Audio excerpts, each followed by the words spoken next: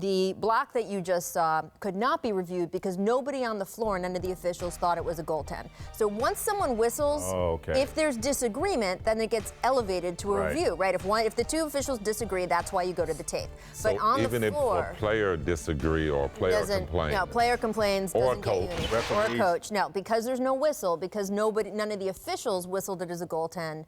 There's no capacity for review. That. Well, it's something that it's a balance for the NBA though, because if everything becomes reviewable, then we're complaining about the end of games too. It is. So, Well, I mean, we're talking about the final seconds of the game. I know, and a playoff game too, right? So I don't know. Here's what Victor Oladipo said about the goaltend or the block or whichever city you're from. You can decide what it's called, but this is what he had to say about it. I tried to shoot a layup. It hit the backboard. Then he blocked it.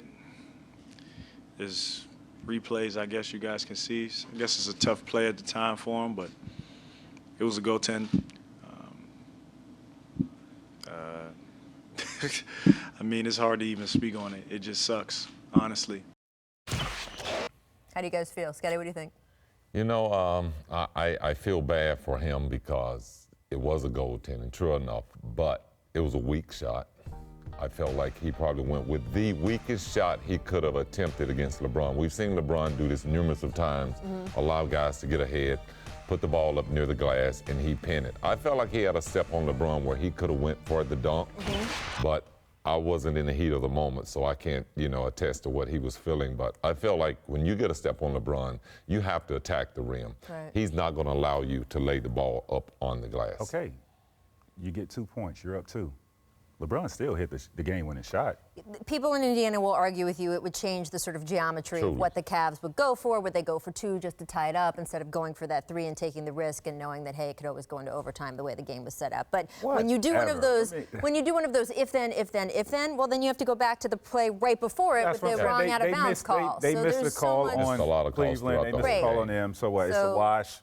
Right, I don't know. I'm curious. The execution Can you has guys to be show better. the block one more time, though, or the goaltend or whatever it is? I want you guys to look at this shot. Are you sure it's going in if LeBron doesn't touch it? Doesn't matter. I'm not sure because the ball is hitting the backboard below the rim. Right. He got English on it, though. He has English on it. I don't know, though, the way it's spinning, really have to let it play out. I'm not sure it's above the rim enough to, Yeah, he has English. It's just on it. interesting to look at. But as you said, Trace, it went the way it went. It happened the way it happened. He hit the shot he hit. Now the Cavs are going back to Indianapolis up a game and ready to close out the series if they can. Game 6 is on Friday night right here on ESPN. Indiana has been so scrappy. They have come back in every game they've been behind on. Trace, do you think they're going to force a Game 7? I do think they're going to force a Game 7. And guess why I think that? It's what we've been talking about. How many points LeBron James had last night? 44. 44. Played a lot of minutes. Yep. It's taken heroic effort from King James for these guys to win. I think he's going to be a little tired Friday night. I think it's going to catch up with him. He's really getting no help from his other guys. He has to do so much for these guys just to be in the game. I think it's going to catch up with him in Game 6. Listen, you can't go into Game 6. I know it's a closeout game. But if you go into Game 6 and exert all your energy in this game and don't have nothing left for Game 7, so they're going to lose the problem. I don't see that. I think the way that he set them up last night, taking the ball to the basket, that the Indiana Pacers are going to be so focused on stopping LeBron James that I think the rest of the guys are going to have big games. I mean, at some point they're going to have to earn those new suits. So that's amazing. Hopefully it's in this game. I mean, it's the drive and kick game that makes that team, the way it's set up, the way it's constructed, the most dangerous, right? He drives to the basket, he either gets it, he gets to the basket, or kicks it out to all these shooters. The floor is spaced, and they're supposed to knock them down. They were not knocking them down. That's what I'm saying. I'm just saying the role players are supposed to play well at home. They're not playing well at home. True. Well, it's pressure. In the regular season, yes, they do play well at home, but playoff time, your role players tend to play better on the road, less pressure at home from your own home fans. So I expect his supporting cast to step up. Again, the suits are looking nice. I don't know if they'll wear one for game. We'll see. We'll wear one for Game 6. We got to look at Vic Oladipo, too, because he's struggled in the last couple games of this series.